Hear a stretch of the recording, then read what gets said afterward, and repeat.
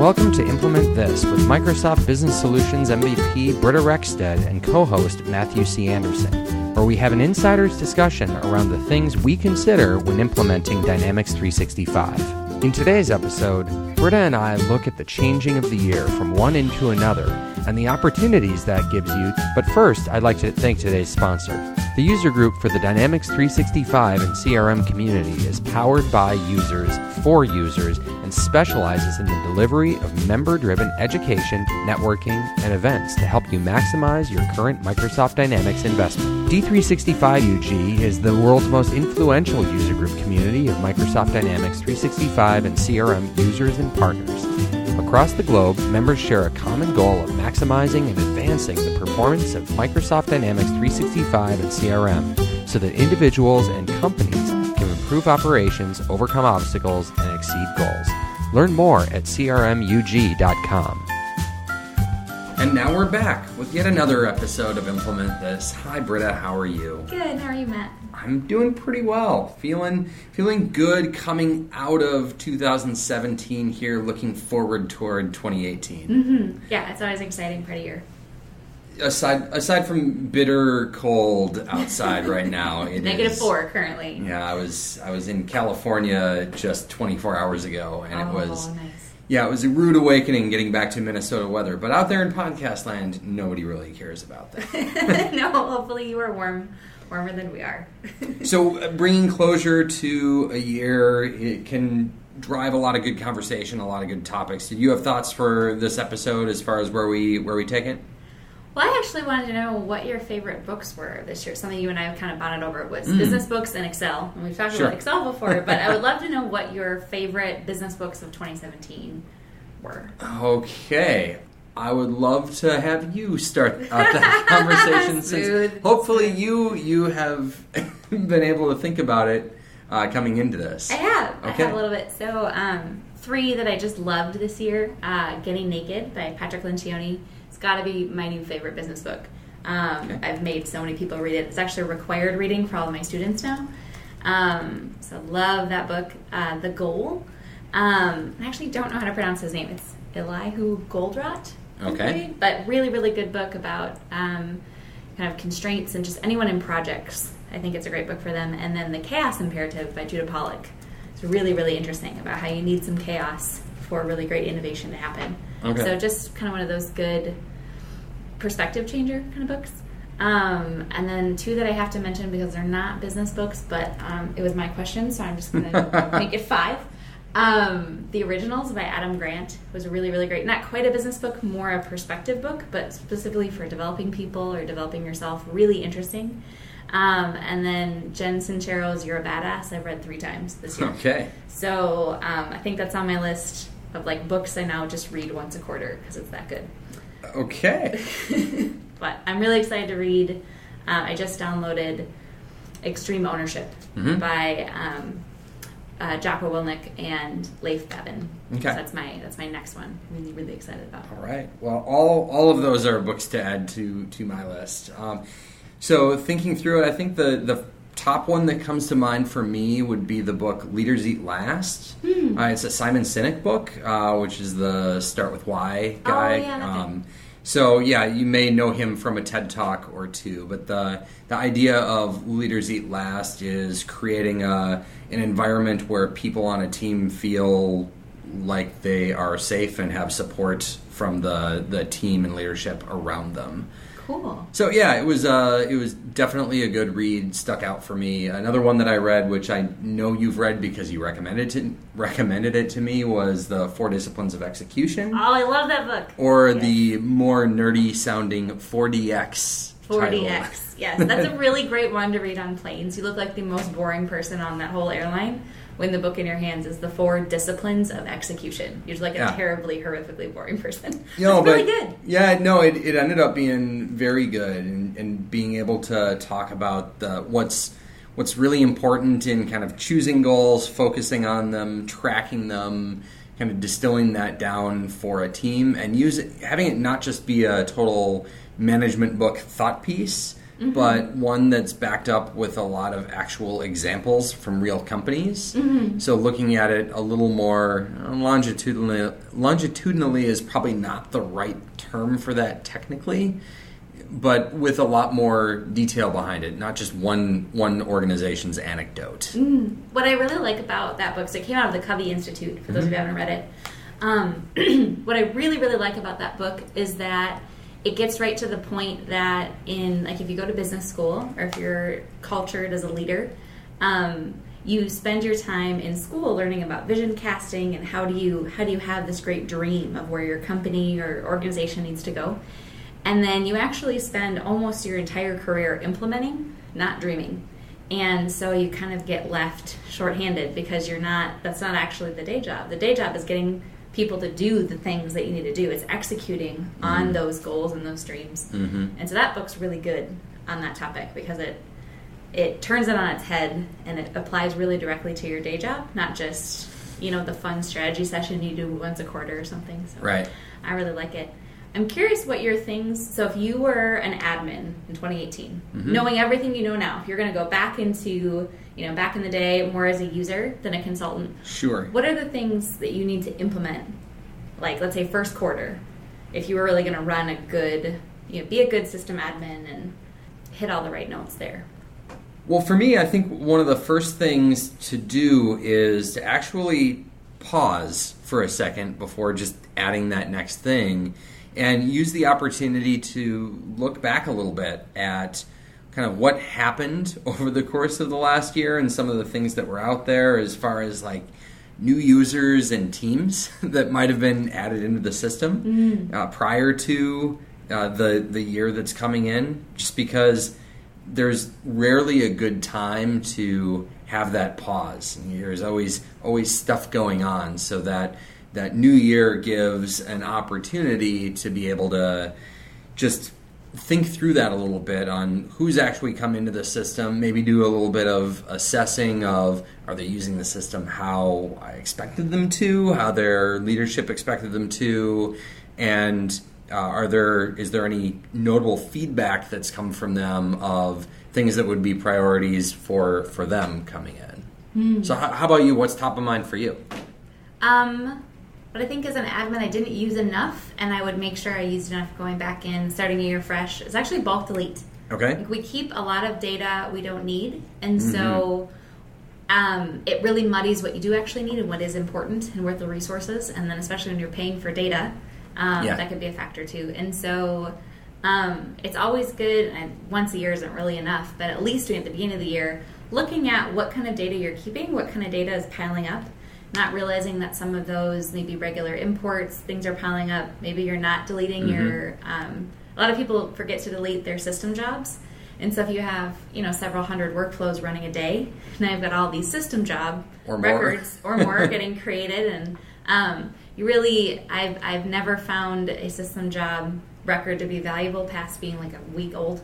So there's just not a reason to keep those that long. Yeah, that actually hits a real note for me. I was just having an email discussion back and forth with a client who was saying, I need to clear up more disk space. How can I do it? And bulk delete jobs were one of those top of mind things. Another one is looking across at how many attachments may be saved directly into the database rather than into perhaps a better medium for storing email attachments or file attachments to records. So very, very timely on that one. Yeah, I think that's a good one. Also be looking at where, if you have upgraded recently, what you don't need to do the hard way anymore.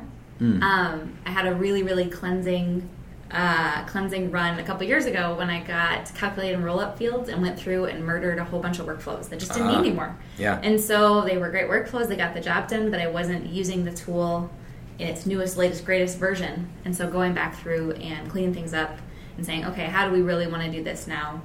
Maybe it needed to be that complicated in the past, but if you never stop and look at it. I once had a user tell me we were evaluating an old system and moving that data into CRM, and the system I think was 15 years old, And she kept saying, well, I'm sure it was a good idea at the time. Like, well, yes, I'm sure it was, but now we've got better technology. And so at least once a year, you really should look through the way you do things. You also know more now. Yeah. That's the thing. There's things that were a good idea with the best that you knew this time last year, and now you can do better. And so it's a great idea to go back through and not only clean things up, but also apply the new learning that you have and say, maybe we should be using a hierarchy here, or our data could be cleaner, or now I know about this cool tool in the XRM Toolbox, and so this doesn't have to be as challenging. Yeah, well, and another one that comes to mind for me on that same line is with the advances in the business process engine as far as the actual visual business process flow, so much has changed there since it was first released in 2013, and with each subsequent version, I mean, look, even a couple major releases ago now, we didn't have even business rules that would work on the business process flow in the same way that they would elsewhere on the form. The editor has changed for better or worse. It's better for some things, it's worse for other things, but overall there's some of the capability in there that as you are kind of branching through the different logic, that it does help you to be able to identify where are we actually going in some of this. And there are a lot of things I know, call it 3-4 years ago, looking at the business process engine, that were put a lot more on the user to try to connect the dots as far as how it fit to what their day-to-day job was. And I think there are a lot better ways to do that with the business process engine and some of those updates that are there. So there's another example of those things where there's not a given reason why you have to go back and look at it all the time, but with the turning of the calendar over to a new year, that's a good one, or a good collection of items.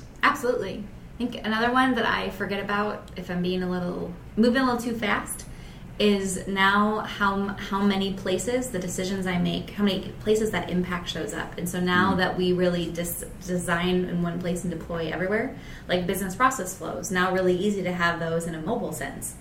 But it makes you think about how wordy you're going to be in individual steps along the way and other things. It also makes you think about, is actually a mobile task flow better than a business process flow? Sure. There's getting to be more and more places where we really need to think about what data do you really need on the contact form? Because we're really making it easier for users, and there's so many different places they're using it now. Just taking a pause and saying, that should really be a quick form. And, this is only ever going to be used in mobile, so these fields aren't relevant. And taking some time to just exhale and clean it up can be so refreshing. You're right, it doesn't have to be the beginning of the year, but if you don't do it then, when are you going to do it? Yeah. Well, and maybe the point at the beginning of the year for some of those items as they come up is you realize there's more of those things than you originally thought would be there, and the action right now is to put a little bit of a calendar together as far as when you'll make some of those updates, or what some of that priority is actually going to be.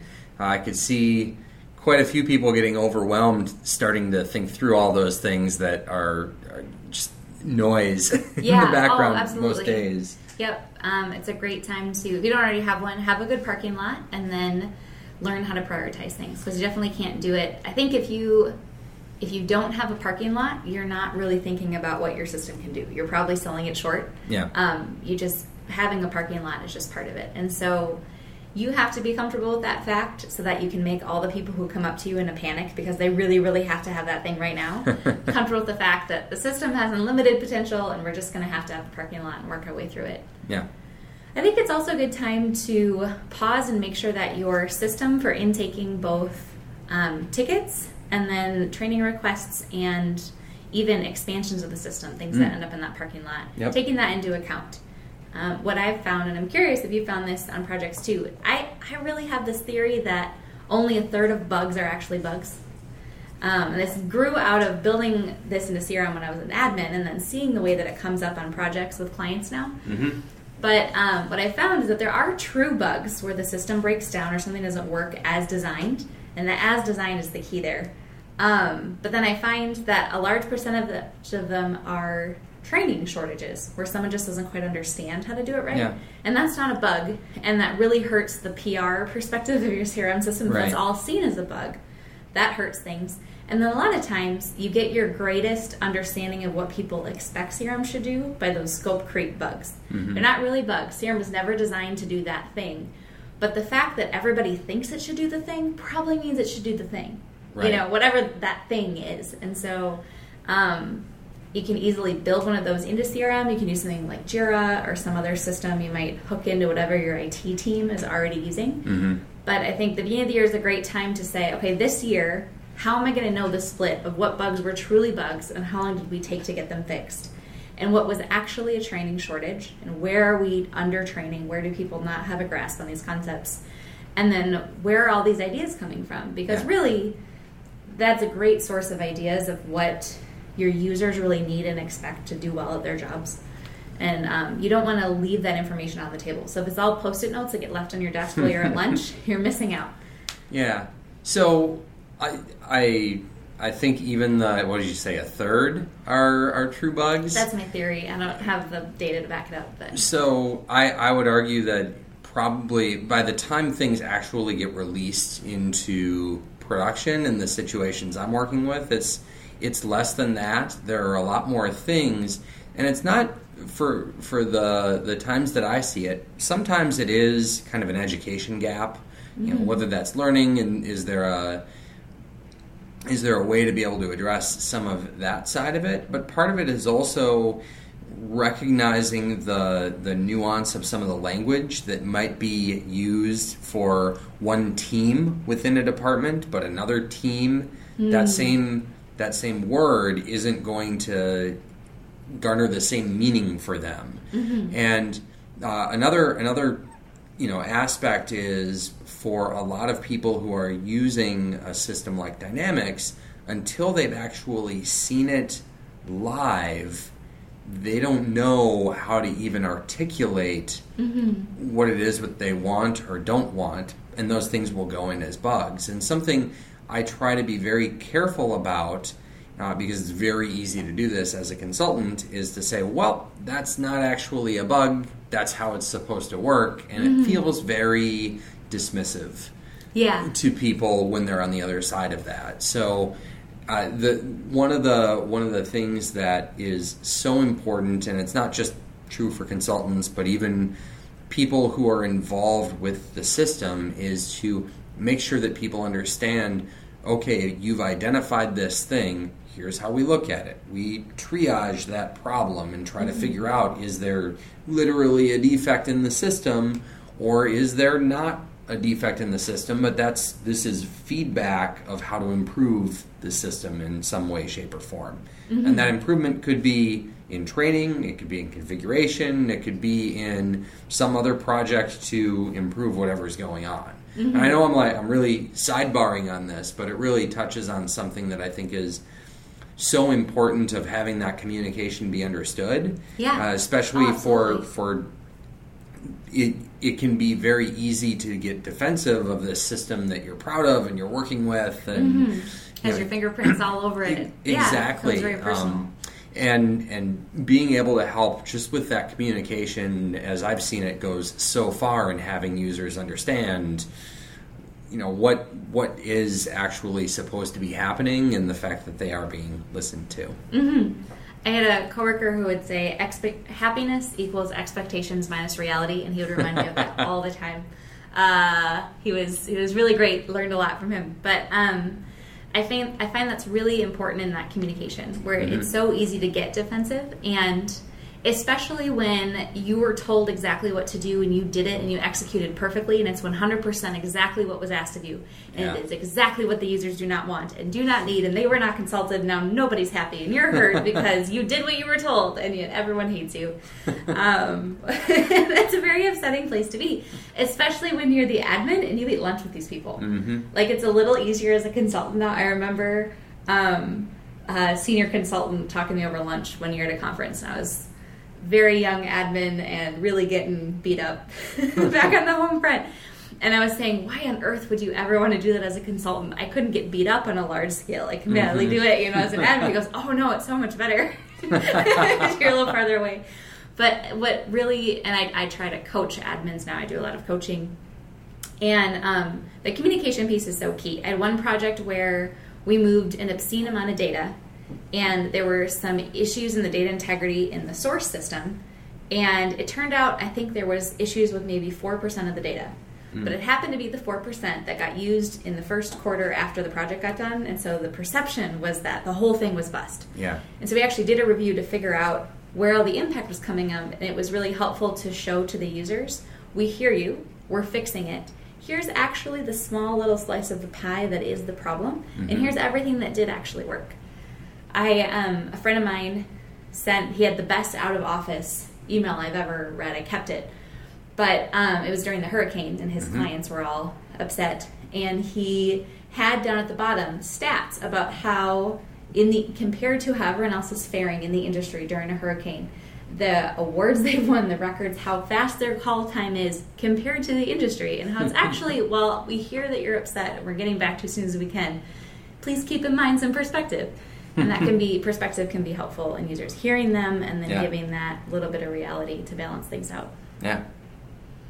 Okay, so going back to before we got off on our tangent here, which I know I led us astray, so I'll pull us back.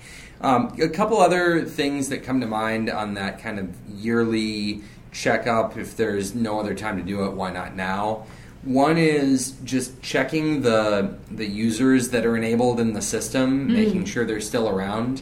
Especially, this is less so online these days, just because of the way licensing actually happens. But especially on-prem and even some cases online, check for those users that maybe aren't using the platform anymore. They've shifted to another organization outside of your company. They've shifted to another department within the organization, but they're not using the platform anymore. Checking for those kind of things as just from a pure license standpoint, and then validating security roles that people have. Yes. There are times where security roles will be, either ad hoc or permissions are increased for some reason to be able to take care of a very specific issue that's out there, and it can be very easy for some of those to be forgotten after the fact. So going back and doing some cleanup around those items is definitely something to throw into the early in the year review. Absolutely. So looking up some of these things, security as an example for one of those, it can be tough to track some of those down. Do you know any tools that you might be able to use to figure that out as you're going through this review? Yeah, actually one I just discovered over the weekend that I'm really excited about is the Privileges Discovery tool from XRM Toolbox. Okay. And what I loved about it is if there's a specific permission that you're worried about getting granted. For me, deleting is something really common. I find I'm told all the time, we don't want deleting, or barely anybody can delete. And then I go and check, and there's actually a lot more people who can delete than is realized. You can just pick bulk delete as a permission. It'll go pull for you all of your security roles that give away that permission. And since security is additive, we can't restrict people from something. We only have to just not ever grant them that permission. I thought that was really, really interesting, really helpful for cleanup, and really knowing what's in your roles, or if someone's gone in and monkeyed with things to solve a problem quickly, going back and spotting that and saying, nope, as a company, we just don't delete XYZ, or we don't, only very specific users can create this type of record. It's a really good way to scan all of your roles in mass and make sure you really have a good handle on who can do what and what role. Yeah, on the topic of the XRM Toolbox and tools for kind of that annual cleanup, the Attribute Usage Inspector is a good one that goes into the look through your entities at all the different fields and how many of them actually have data in those fields. Yeah, that's always really interesting to see. It can be eye-opening how important a specific field is supposed to be and how little it actually gets used in practice. Oh, yeah. Also, another good one from XRM Toolbox. Love that one.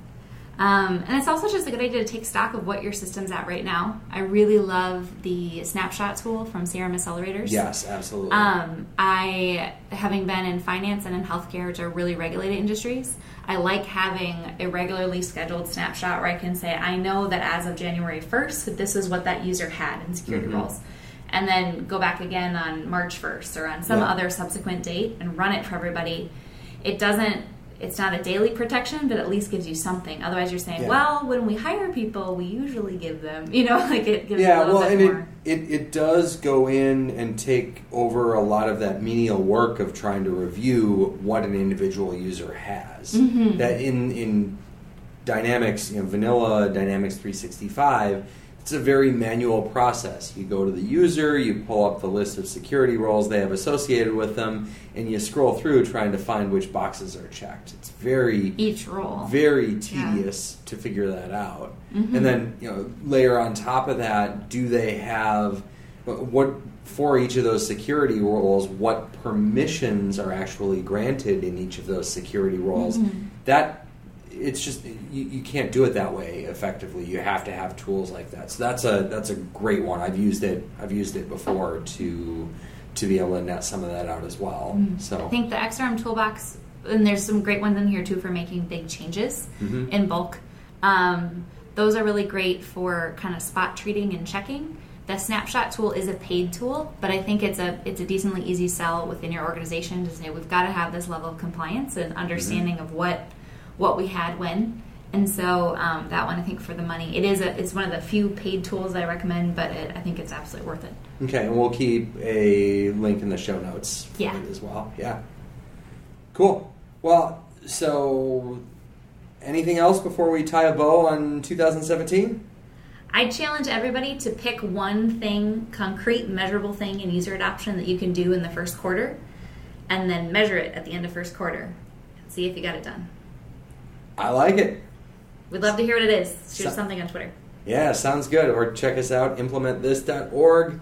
We've got a submission form for being able to give us feedback there, and also you can connect with us on all the things. All of the things. Happy New Year, Matt. Happy New Year to you. You've been listening to Implement This with Britta Rexted and Matthew C. Anderson. Do you have a business problem you'd like us to discuss on the show? Reach us through our website, implementthis.org, where you can also subscribe to the podcast. We're on Twitter too. Britta is at MacGyver CRM, and I'm at MC Anderson. Thanks so much for listening.